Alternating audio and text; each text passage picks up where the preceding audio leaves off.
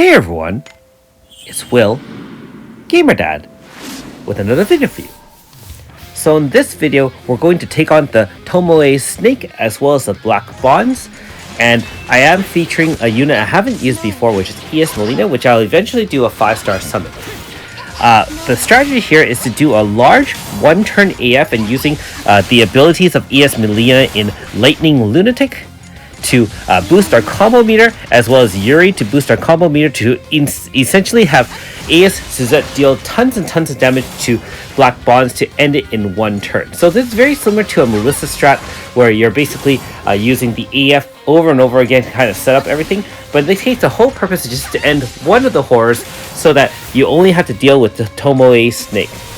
I will say that in general these bosses all do require top of the line Grasta, and I will say that this is probably the last fight I'll be doing for a while, just because I'm kind of backed up with a lot of other content, as well as the new update which will be dropping tonight, which I'll be hopefully having some fun with instead of a little bit more frustration with these fights. So note that at the very end of the AF, I actually did cast Guardian Field, and the reason for that is we actually need as much type shield down to kind of resist some of those earth attacks from Tomoe Snake. And it does an earth physical that inflicts poison as well.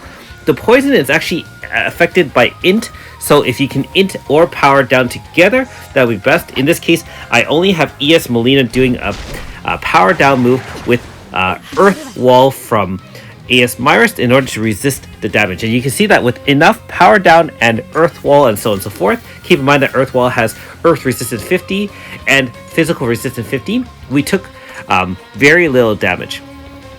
After that, it's all a matter of AS Clark coming in, and remember that his Earth move does allow 70% shielding against water, the water type attacks of Tomoe Snake against Western units, and 35% for everyone else. So that's why ES Melina and Clark take no damage, whereas you'll be seeing shortly that even with shields up, AS Myris still does take a fair bit of damage. So not only do you have to watch out for the poison status, you have to watch out just for the physical attacks as well. In this case, now that we have avoided the water attack of Tomoe Snake, it's time to bring in the Magic Zone, because it's got a strict 4-turn rotation. Turn 1 is basically the shield up, turn 2 is like a water attack, and then 2 physical attacks after that. So if you can avoid activating Magic Zone during the time that it does the water AoE, then you should be okay in that sense. Codex is of course there to kind of resist any sort of status for 1 turn. It's a 1-turn status shield. So you can see that even though I got hit with that poison attack, it didn't actually poison us, and that's the whole point of having AS Rosetta. Now the strategy at this point is to hold off on activating AS Clark's Lunatic until we get into an AF and activate a large AF to kind of finish off. Note that Tomoe Snake does have a 50% HP stopper, whereas the Black Bonze did not. And so at this point, we're just kind of shielding up. You can see that the Snake scale came back up.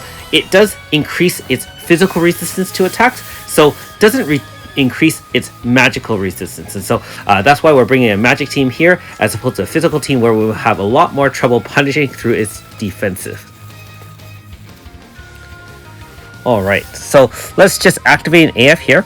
Again, remember that does have a 50% HP stopper, and so you'll be having to make sure all the shields are up after the 50% HP stopper. Otherwise, it will attack you with a double attack AoE physical that applies poison, and if you don't have enough shields either through Earth Wall or AS Clark's Earth move, or for example, Prayer of Judgment does increase physical resistance 35% I think as well.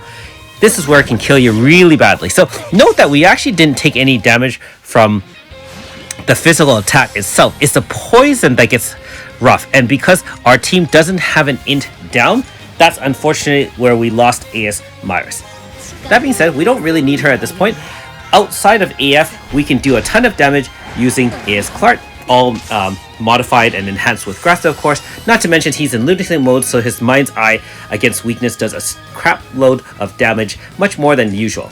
So we only have to survive 1 more turn, and outside of AF, hopefully that should be enough. And 81 million later, that is it. So that is the strategy I used, although I'm sure that there can be a lot of other strategies to end the boss. I do find that with all these horrors, ending one boss is much better than having to fight two sets of bosses in terms of both moves either countering each other or working in synergy to wreck you. And for our troubles, we do get the Void Hammer here. So very similar to other Void type weapons, plus 20% type attack for Hammer, as well as guaranteed crit rate for those Hammer users if you want to use them. So take a look at the Grasta here.